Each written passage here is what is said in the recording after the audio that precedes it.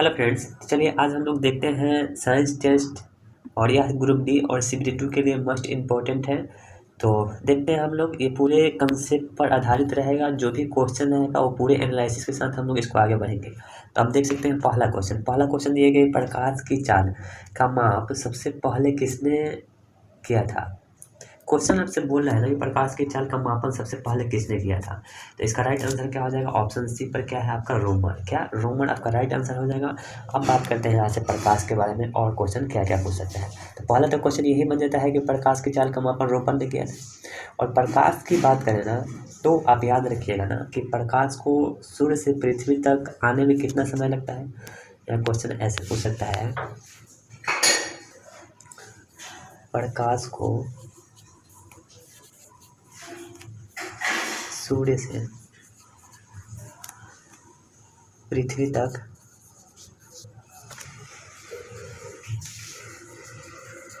आने में कितना समय लगता है।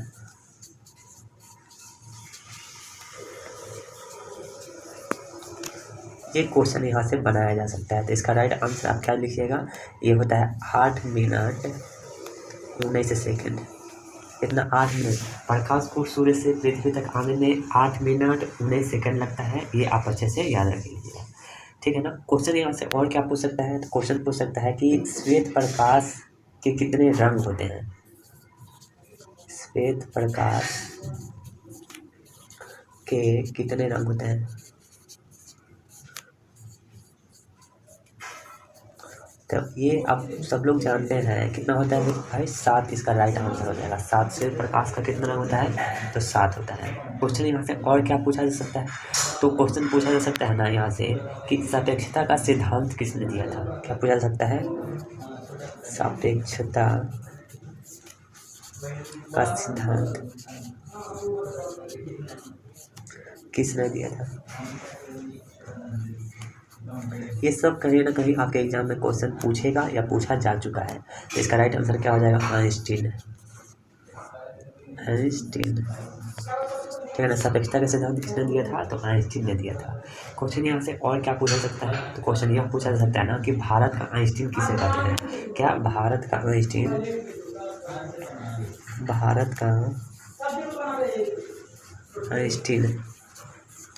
किसे कहा जाता है। ये सब क्वेश्चन कहीं ना कहीं आपके एग्जाम में पूछेगा, तो इसको भी आप अच्छे से याद रख लीजिएगा। इसका राइट आंसर क्या हो जाएगा, नागार्जुन को भारत का आइंस्टीन को कहा जाता है। कि यहाँ से क्वेश्चन और क्या पूछ सकता है, तो यहाँ से 2 क्वेश्चन बहुत ही इंपॉर्टेंट है, इसको अच्छे से याद रख लीजिएगा। वेरी वेरी इंपॉर्टेंट है। क्वेश्चन पूछ सकता है ना कि जल में प्रकाश का वेग कितना होता है और निर्वात में प्रकाश का वेग कितना होता है। देखिए, निर्वात में प्रकाश की चाल, निर्वात में प्रकाश की चाल कितना होता है, 3 × 10⁸ मीटर प्रति सेकंड होता है। लेकिन यहीं से क्वेश्चन और पूछा जा सकता है, क्या जल में प्रकाश की चाल कितना होता है। तो जल में प्रकाश की चाल कितना होता है, 2.25 × 10⁸ मीटर प्रति सेकंड होता है। ये क्वेश्चन बहुत ही इंपॉर्टेंट है, डायरेक्टली आपके एग्जाम में क्वेश्चन पूछा जाता है कि निर्वात में प्रकाश की चाल, तो याद रखिएगा 3 × 10⁸ मीटर। जल में प्रकाश की चाल, तो याद रखिएगा 2.25 × 10⁸ मीटर प्रति सेकंड। ठीक है ना फ्रेंड्स। यहाँ से और क्वेश्चन आपसे पूछा जा सकता है, क्या पूछा जा सकता है, तो प्रकाश का तरंग सिद्धांत किसने दिया था। क्या प्रकाश का, सब क्वेश्चन को नोट कर लीजिएगा। और यहाँ इसके बाद क्वेश्चन आपके एग्जाम में पूछा ही नहीं जाएगा। अगर पूछा जाएगा तो किसी से भी नहीं बनेगा, और ना ही आपसे और ना ही किसी से। तो याद रख लीजिएगा, ये क्वेश्चन पूरा प्रकाश पर जितने भी क्वेश्चन हम लोग ले रहे हैं, और इसको आप नोट करके आप अच्छे से याद कर लीजिएगा। क्वेश्चन पूछेगा कि प्रकाश का तरंग सिद्धांत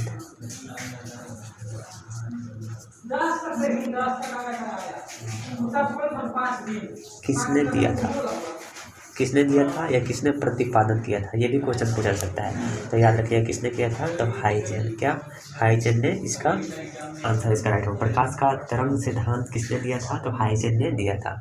एक क्वेश्चन और यहाँ से पूछा जा सकता है, क्या पूछा जा सकता है कि प्रकाश के व्यक्तिकरण का सिद्धांत, क्या यहाँ से क्वेश्चन पूछा जा सकता है, प्रकाश के व्यक्तिकरण का सिद्धांत किसने दिया था। तो इसको भी अभी हम लोग देख लेंगे। प्रकाश के व्यक्तिकरण, प्रकाश के व्यक्तिकरण का सिद्धांत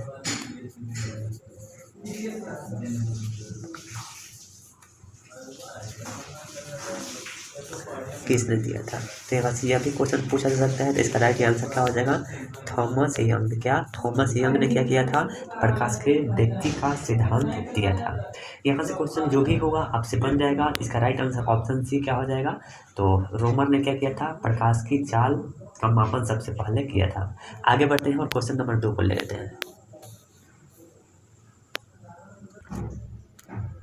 चलिए क्वेश्चन नंबर आगे की ओर बढ़ते हैं और 2 नंबर देखते हैं। 2 नंबर क्वेश्चन बोला ना कि कोरिनोग्राफ का प्रयोग किस लिए किया जाता है। क्वेश्चन अच्छा से पढ़ लीजिए, कोरिनोग्राफ का प्रयोग किस लिए किया जाता है। तो याद रखिएगा कोरिनोग्राफ का जो प्रयोग किया जाता है ना, वो सूर्य के कोरोना को देखने तथा उसका फोटोग्राफ लेने के लिए किया जाता है। इसके लिए किया जाता है, कोरिनोग्राफ का प्रयोग सूर्य के कोरोना या किरीट भी बोलते हैं, को देखने या उसका फोटोग्राफ लेने के लिए कोरिनोग्राफ का प्रयोग किया जाता है।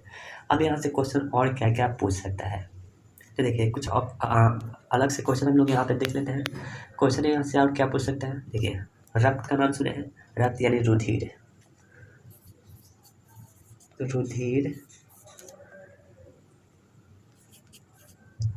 रोग का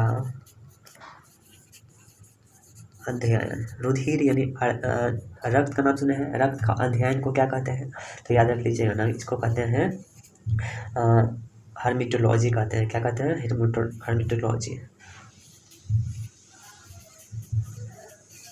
क्वेश्चन यहाँ से और क्या पूछा जा सकता है, तो क्वेश्चन पूछा जा सकता है ना कि पेशीय का अध्ययन को क्या कहते हैं, तो सार्कोलॉजी। क्या, सार्कोलॉजी जो होता है ना, वो पेशीय का अध्ययन होता है। किसका अध्ययन, पेशीय के अध्ययन को हम लोग क्या कहते हैं, सार्कोलॉजी कहते हैं। और याद रख लीजिए फलों का अध्ययन को हम लोग क्या कहते हैं, फल के अध्ययन को हम लोग कहते हैं पोमोलॉजी। फल के अध्ययन को क्या कहते हैं, पोमोलॉजी। ठीक, और याद रख लीजिए अंक के अध्ययन को क्या कहते हैं, अंक के अध्ययन को हम लोग कहते हैं न्यूमरोलॉजी। न्यूमरोलॉजी। ठीक, ये सब क्वेश्चन आपको याद रखना है, ठीक है ना। आगे की ओर बढ़ते हैं। क्वेश्चन यहाँ से ये भी पूछ सकता है कि शब्दकोश। क्या, शब्दकोश का अध्ययन को हम लोग क्या कहते हैं, शब्दकोश के अध्ययन को हम लोग कहते हैं एंटोमोलॉजी। क्या, एंटोमोलॉजी।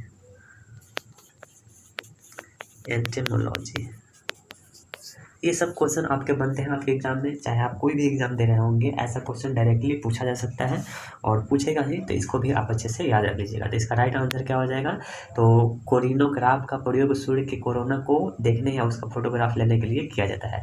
चलिए आगे की ओर बढ़ते हैं और क्वेश्चन नंबर 3 को लेते हैं। देखिए 3 नंबर क्वेश्चन क्या बोल रहा है, बहुत ही अच्छा क्वेश्चन है और इससे जो भी क्वेश्चन बनेगा उसको हम लोग यहाँ पे क्लियर कर लेंगे।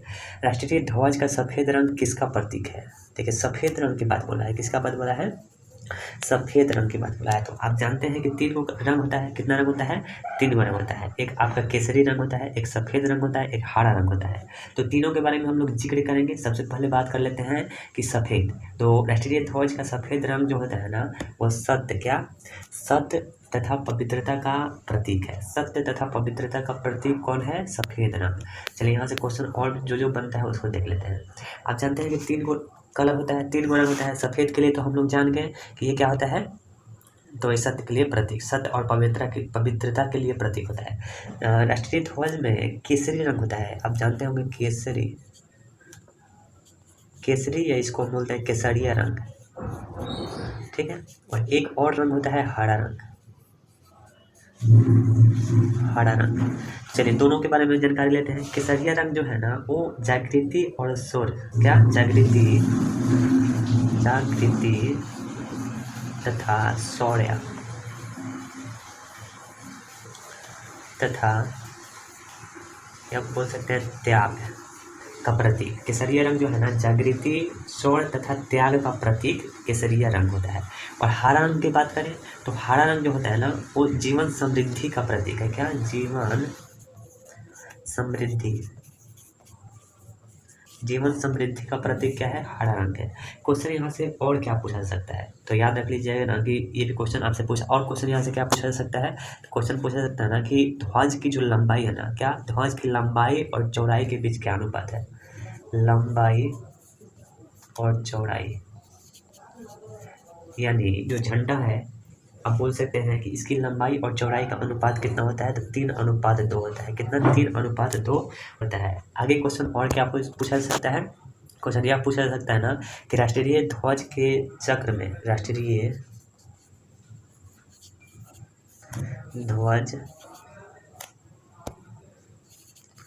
ध्वज चक्र में कितने तिलिया होता है? कितनी तिलिया होता है? तिल्ली होता है ना, आप देखे होंगे अच्छे से, आप गान नहीं किए होंगे, लेकिन यहाँ पे याद रख लीजिएगा कितना तिलिया होता है। तो याद रख लीजिएगा 24 तिल्ली होता है। कितना तिल्ली होता है? 24 तिल्ली होता है। डायरेक्ट ये क्वेश्चन आपके एग्जाम में पूछा जा सकता है, ठीक है ना। अब जानते हैं क्वेश्चन कि भारत का राष्ट्रीय कैलेंडर जो है ना वो किस पर आधारित है? तो शक संवत पर आधारित है। किस पर आधारित है? भारत का जो कैलेंडर है वो शक संवत पर आधारित है। और इसको कब अपनाया गया था? तो याद रख लीजिएगा 22 मार्च 1957 को इसको क्या किया गया था? अपनाया गया था, ठीक है ना। आप अच्छे से याद रख लीजिएगा। और शक संवत को अपनाने जाने का तारीख कब है? 22 मार्च 1957। और इसका पहला महीना कौन आता है? तो इसका पहला महीना जो आता है ना वो चैत आता है। क्या आता है? चैत। जो सामान्य वर्ष में कितना आता है? 21 मार्च को आता है। कितना आता है? 21 मार्च को आता है, ठीक है ना। और लीप वर्ष की बात करें तो लीप वर्ष में कितना हो जाएगा? 22 मार्च को आएगा। 22 मार्च को ये क्या होता है? शुरू होता है, आरंभ होता है। तो यहाँ से यह क्वेश्चन आपके एग्जाम में डायरेक्टली पूछा जाता है, इसको अच्छे से याद रख लीजिएगा। चलिए आगे बढ़ते हैं और क्वेश्चन नंबर ले लेते हैं किसका? 4 नंबर क्वेश्चन लेते हैं। चलिए यहाँ से कंप्यूटर से क्वेश्चन है। तो ये सब क्वेश्चन आपको मिक्स है, तो आप अच्छे से याद रख लीजिएगा। ये कहीं ना कहीं डायरेक्टली आपके एग्जाम में क्वेश्चन पूछा जाता है। कंप्यूटर में प्रोग्राम हेतु विकसित की गई सर्वप्रथम भाषा कौन था? कौन था भाई? तो ये याद रख लीजिए ना कि फोर्ट्रॉन था। क्या? फोर्ट्रॉन था। ये आपको याद रखना है। यहाँ से क्वेश्चन और क्या पूछा जा सकता है? तो क्वेश्चन और जो पूछा जा सकता है उसके बारे में थोड़ा सा एनालिसिस हम लोग कर लेते हैं। क्वेश्चन पूछा जा सकता है ना कि कोबोल उच्च स्तरीय, जिसको हम लोग क्या बोलते हैं? कोबोल उच्च स्तरीय को हम लोग क्या बोलते हैं? HLL। ये किस भाषा के समान है? तो आप याद रख लीजिएगा ये जो है ना वो अंग्रेजी भाषा के समान है। जो HLL यानी कोबोल उच्च स्तरीय जो है ना वो किस भाषा के समान है? तो याद रख लीजिएगा अंग्रेजी भाषा के समान है। और यहाँ से क्वेश्चन क्या पूछा जा सकता है? तो कंप्यूटर कितने प्रकार के होते हैं? ये तो आप जानते हैं, नॉर्मल क्वेश्चन है, ये सब लोग जानते हैं। कंप्यूटर 3 प्रकार के होता है। कंप्यूटर कितने प्रकार के होता है? 3 प्रकार के होता है। कौन कौन होता है? तो पहला जो प्रकार होता है ना वो डिजिटल होता है। डिजिटल कंप्यूटर 3 प्रकार के, पहले डिजिटल होता है, दूसरा क्या होता है? दूसरा होता है एनालॉग, और तीसरा क्या होता है? तो तीसरा होता है हाइब्रिड। 3 प्रकार के कंप्यूटर होता है। कितने प्रकार के कंप्यूटर होता है? 3 प्रकार के कंप्यूटर होता है। इतना बात आप अच्छे से इसमें याद रख लीजिएगा। आगे की ओर बढ़ते हैं और क्वेश्चन ले लेते हैं। कितना नंबर? 5 को ले लेते हैं। लेकिन क्वेश्चन नंबर 5 क्या बोल रहा है? क्वेश्चन बोला है ना 5 कि किसकी उपस्थिति के कारण शरीर के अंदर रक्त का थक्का यानी क्लॉट नहीं जमता है? किसके कारण नहीं जमता है? तो हेपरिन। ऑप्शन बी आपका राइट आंसर हो जाएगा, ठीक है ना। और भी यहाँ से क्वेश्चन क्या है? फाइब्रिन क्या है? प्लाज्मा क्या है? हीमोग्लोबिन क्या है? चलिए थोड़ा सा यहाँ से क्वेश्चन और क्या पूछा जा सकता है इसको बात कर लेते हैं। तो रक्त के थक्का बनने के लिए क्या अनिवार्य होता है? तो आप याद रख लीजिएगा ना कि रक्त को थक्का बनने के लिए 2 चीज़ का अनिवार्यता बहुत ही जरूरी है। क्वेश्चन यहाँ से पूछा जा सकता है कि रक्त के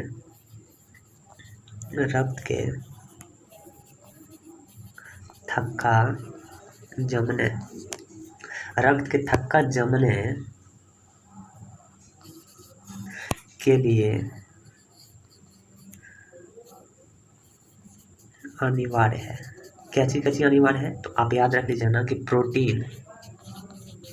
प्रोटीन और फाइब्रिनोजन फाइब्रिनोजन, ये दोनों की अनुपस्थिति अगर रहेगा तो रक्त का थक्का नहीं जमेगा, लेकिन ये दोनों रहेगा तभी क्या होगा, रक्त के थक्का जमने में ये अनिवार्य महत्व है।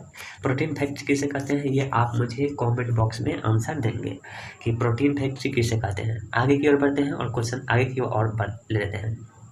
देखिए क्वेश्चन और यहाँ पे क्या पूछा जा सकता है, तो क्वेश्चन यह भी पूछा जा सकता है ना कि लाल रक्त कोशिकाएं, क्या लाल, क्वेश्चन यह पूछा जा सकता है कि लाल रक्त कोशिकाएं या सेल, ठीक, और यह भी क्वेश्चन पूछा जा सकता है कि श्वेत रक्त कोशिकाएं के बीच जो अनुपात होता है ना वो कितना होता है, तो याद रख लीजिएगा 600:1, क्या 600 और 1 के अनुपात में लाल रक्त से कोशिकाएं और श्वेत रक्त कोशिकाओं के बीच का अनुपात होता है। ये सब नॉर्मल बातें हैं। क्वेश्चन यहाँ से और यहाँ पे क्या पूछा सकता है, तो आप जानते हैं कि एक जो रक्त वर्ग जो होता है ना, रक्त वर्ग, इसमें आप ओ को जानते होंगे। ओ को हम लोग क्या बोलते हैं, ओ को बोलते हैं दानकर्ता, क्या दानकर्ता, क्या बोलते हैं दानकर्ता। इसको हम लोग यूनिवर्सल दाता भी कहते हैं, क्या बोलते हैं, ए ओ ग्रुप वाले को क्या कहते हैं, यूनिवर्सल दाता, ओ ग्रुप वालों का कहते हैं। और क्यों कहते हैं, क्योंकि इसमें एंटीजन नहीं होता है, इसलिए हम लोग क्या कहते हैं, इसको यूनिवर्सल दाता भी कहते हैं। वही एक आपका क्या हो जाता है, तो एक और ग्रुप जो होता है ए बी जो ग्रुप होता है ना, उसको हम लोग बोलते हैं यूनिवर्सल प्राप्त करता। यानी यह क्या करेगा, एक ग्रुप, ये जो ब्लड वाला ग्रुप जो होता है ना वो किसी को क्या कर सकता है, प्राप्त कर सकता है, इसलिए क्या कहते हैं इसको यूनिवर्सल प्राप्त करता, यूनिवर्सल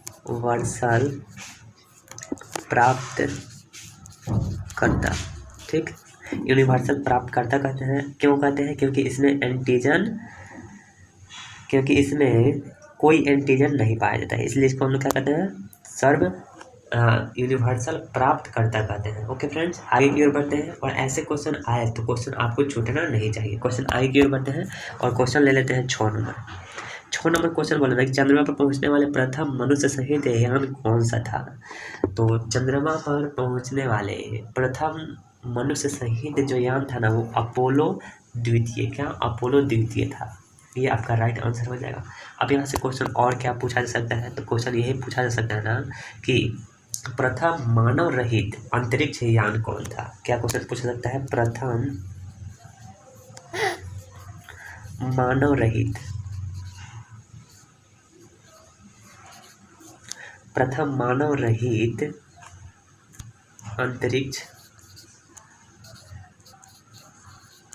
अंतरिक्ष यान कौन था।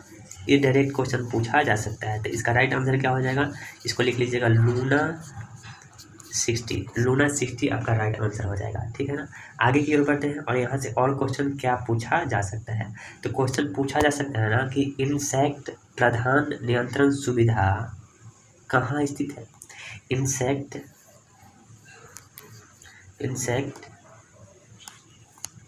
प्रधान नियंत्रण सुविधा कहाँ स्थित है, तो ये है आपका कर्नाटक में स्थित। कहाँ स्थित है, कर्नाटक में स्थित है। और इसको हम लोग MCF कहते हैं, हासन कर्नाटक। ये आपका राइट आंसर हो जाएगा। ओके फ्रेंड्स, आगे की ओर बढ़ते हैं और क्वेश्चन नंबर ले लेते हैं 7 नंबर क्वेश्चन बोला ना कि अंटार्कटिका महाद्वीप के किस भाग में भारत का अस्थायी केंद्र स्थित है। तो इसका राइट आंसर हो जाएगा क्या, ऑप्शन बी पर आपको दिखाई दे रहा होगा, क्या देखा जा रहा है, क्वीन मैरी लैंड आपका राइट आंसर हो जाएगा, ठीक है ना। अंटार्कटिका महाद्वीप की क्वीन मैरी लैंड में भारत का स्थानीय केंद्र स्थित है। अब यहाँ से और क्वेश्चन क्या पूछा जा सकता है वो सुनिए। क्वेश्चन पूछा सकता है कि भारत का प्रथम अंटार्कटिका अभियान दल किसने चलाया था और कब चलाया था। क्या किसने चलाया था और कब चलाया था, तो यहाँ से क्वेश्चन ये भी पूछा जा सकता है, तो इसका आंसर अभी हम लोग ढूंढ लेते हैं। क्वेश्चन पूछेगा कि भारत का प्रथम अंटार्कटिका अभियान दल किसने चलाया था, तो याद रख लीजिएगा डॉक्टर SZ कासिम, क्या SZ कासिम ने क्या किया था, चलाया था, इन्हीं के नेतृत्व में चलाया गया था। और ये कब चलाया गया था, तो 6 दिसंबर 1981 में यह चलाया गया था। ठीक है ना। आगे की ओर बढ़ते हैं और क्वेश्चन यहाँ पे और क्या पूछा जा सकता है। क्वेश्चन पूछा जा सकता है ना कि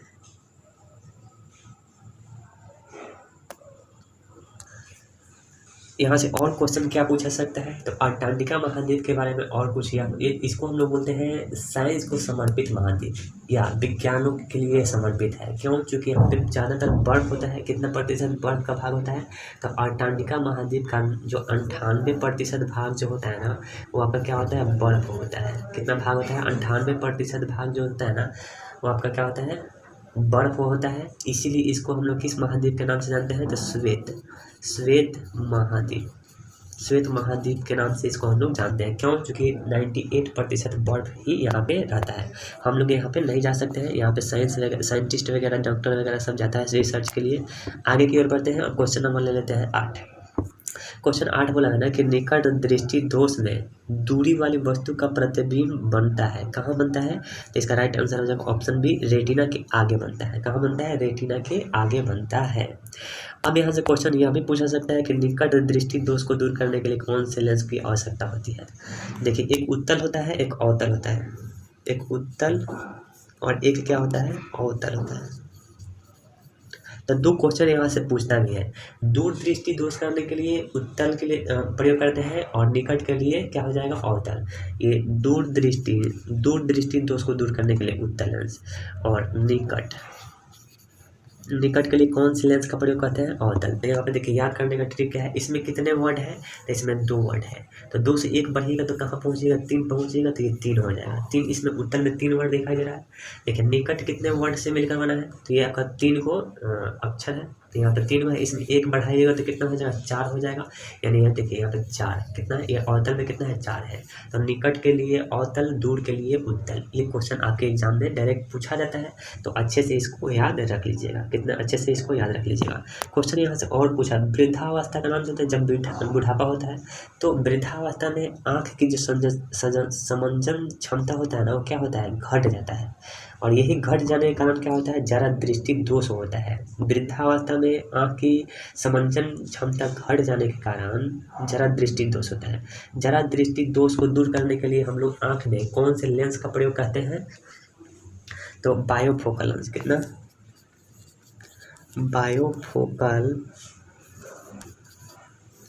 बायोफोकल लेंस का प्रयोग हम लोग क्या करते हैं, तो जरा दृष्टि दोष को दूर करने के लिए इसको उपयोग में लाते हैं।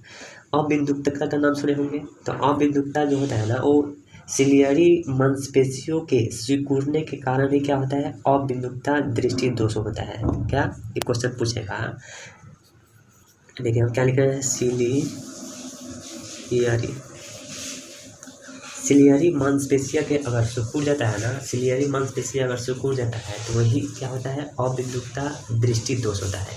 और अबिंदुकता दृष्टि दोष गोलीय बेलनाकार लेंस के द्वारा क्या किया जाता है, इसको उपचार में लाया जाता है। अबिंदुकता को दूर करने के लिए क्या करते हैं,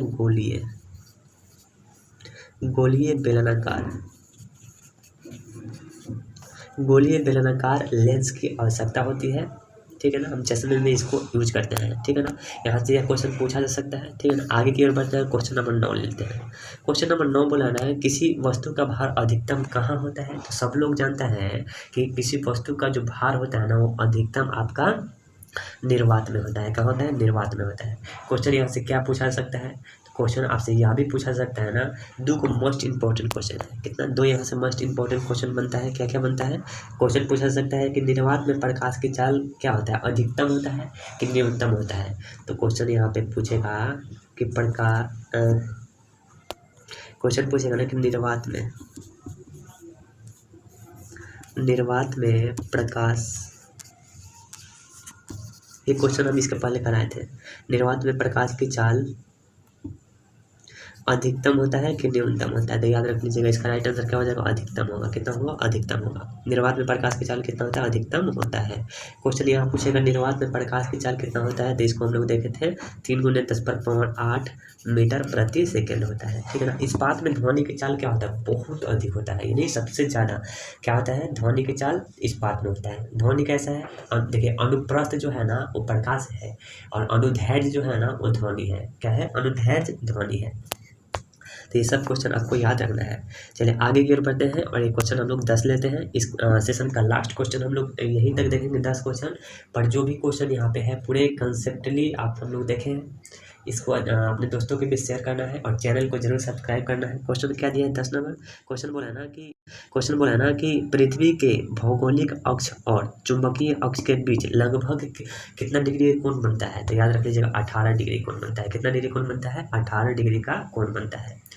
यहाँ से बहुत सारे क्वेश्चन यहाँ से पूछा जा सकता है। तो चलिए आइए हम लोग इसको डिस्कस कर लेते हैं।